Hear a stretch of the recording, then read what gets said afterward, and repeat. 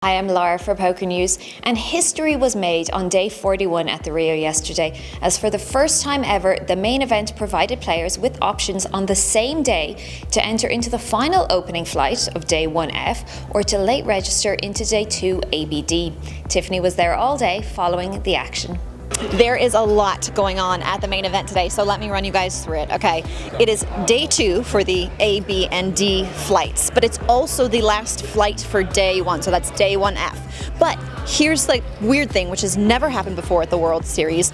Players who come today, who haven't played the main event so far, can either enter day 1F, or they can enter straight into day 2, which is potentially a little bit controversial. You, of course, only get the same starting stack that you would have on day 1, and it's kind of questionable as to whether starting with 60K on day 2 is advantageous, not. You know, of course, there's going to be some big stacks already established, but then, of course, there's going to be some short stacks. So, actually, before I give you guys any spoilers, we had the chance to talk to one of the tournament managers here at the World Series for many, many, many years. He's instrumental in running the World Series of Poker, and I asked him about this basically once-in-a-lifetime, really unique situation that the World Series has found themselves in with this multi-registration type situation that we find ourselves in. This is Charlie Cerisi.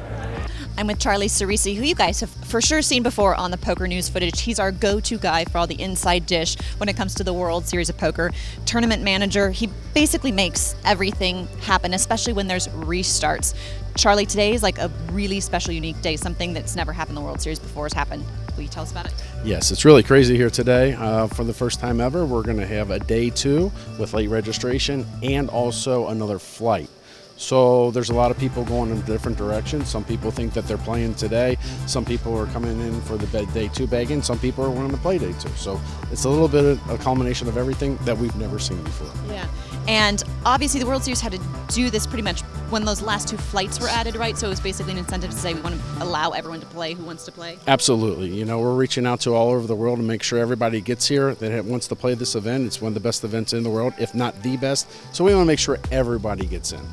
And if people, if you came into the cage today, they could either register for a day 1 flight, or if they register straight into day 2, stupid question, but that'd just be with the starting stack, right? That is correct. So you coming back for day 2, you'll have about 80 bigs.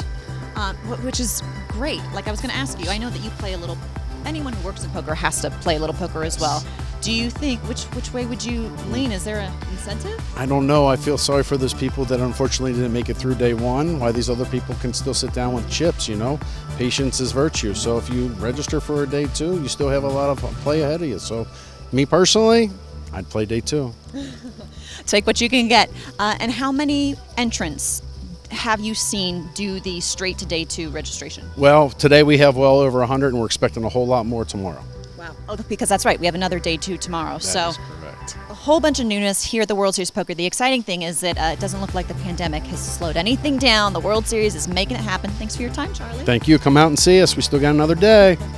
The World Series is known year after year for breaking all sorts of records, so having the fact that players could enter straight into day 2 this year on account of some of the delays and the unique situation we found ourselves in with the pandemic is definitely a first time for the World Series of Poker.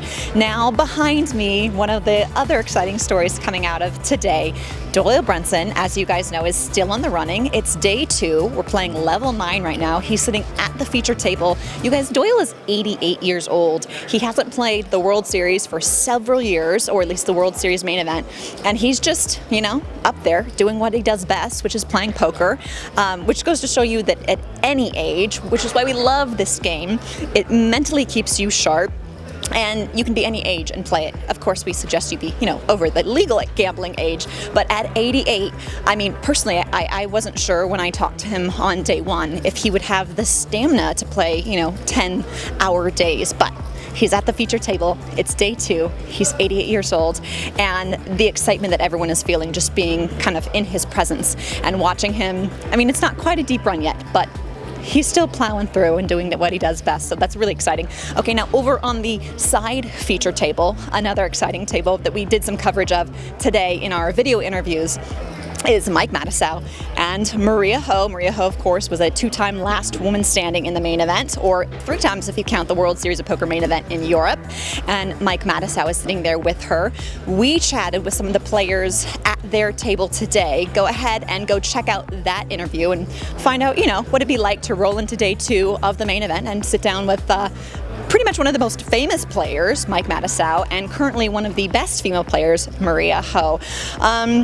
I think those are the most exciting bits of news that I have for you. There's so much happening, it's so hard to keep track of, but it is day 2 ABD, day 1F.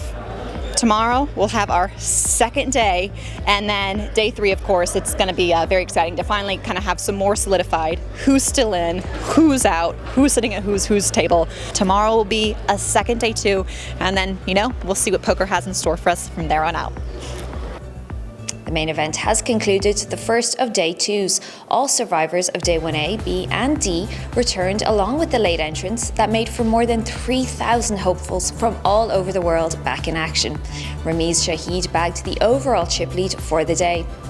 Some notables who advanced with healthy stacks are David Coleman with 613,500, Robert Cowan with 596,400, Mustafa Kanit with 473,300, popular Japanese vlogger Masato Yokosawa with 365,700, and GG Poker ambassador Jason Kuhn with 361,200. Some 145 contenders opted to buy into day 2 ABD during the first 2 levels instead of jumping into day 1F. Along with all the day 1 entries across the 6 starting stacks, the flagship event of the festival has now attracted more than 6,500 entries already. Some notables whose main event journey does end here, though, are Adam Friedman, Rep Porter, Sam Grafton, Jeff Gross, as well as GG Poker online streamers Patrick Tardif and Kevin Martin. Among the former WSOP main event champions, Tom McAvoy, Jerry Yang, Ryan Reese and Doyle Brunson all saw their hope of a repeat victory end. The survivors of day 2 ABD now have 1 day off before returning to their seats on Thursday, November 11th at 11 a.m. They will then be joined by all those who make the cut for the second day 2, which features all survivors of day 1C, E and F, along with the players who entered during the late reg period. The money bubble is expected to burst early on day 4. Elsewhere, the curtains have been drawn on the 6th and final flight. Day 1F attracted a field of 1,045 players, and only 782 will be moving on to day 2. Adam Walton topped the leaderboard after bagging up a whopping 334,000 in chips. Some other notables to enter the last starting flight include Fedor Holz with 161,600, Michael Mizraki with 212,300 and Chris Moneymaker with 75,800. Unfortunately, Dominic Nietzsche, David Benjamin and the 2021 seniors champion Robert Macmillan were all forced to the rail throughout the day. For all those players advancing from the day, they returned bright and early today for day 2 CEF that began at 11 a.m. Day 1B of the 1,111 little 1-for-1 drop drew 901 entries, but only 297 bagged up at the end of the night.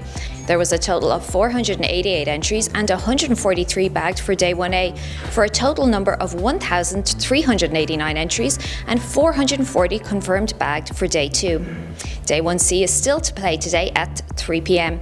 Leading the field for Day 1B was Trent Wilt, who ended the night with 516,000 in chips.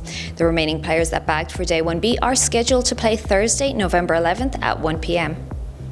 And the highlight of the day came from Phil Hellmuth when he made his grand entrance into the main event around 7 p.m. via the Day 1F field, decked out in a Gandalf the White costume, flanked by 16 models, 2 elves and Dan Jungleman Cates, who was also dressed in Lord of the Rings character. Hellmuth only played 2 levels of poker on Day 1F, but managed to turn his starting stack of 60,000 chips into 94,500 for tomorrow. And also on the schedule today is the 1,500 7-card stud high-low 8 or better at 4 p.m. And that's it from me. I'll be back tomorrow with more updates. Our coverage of the WSOP is powered by ClubGG.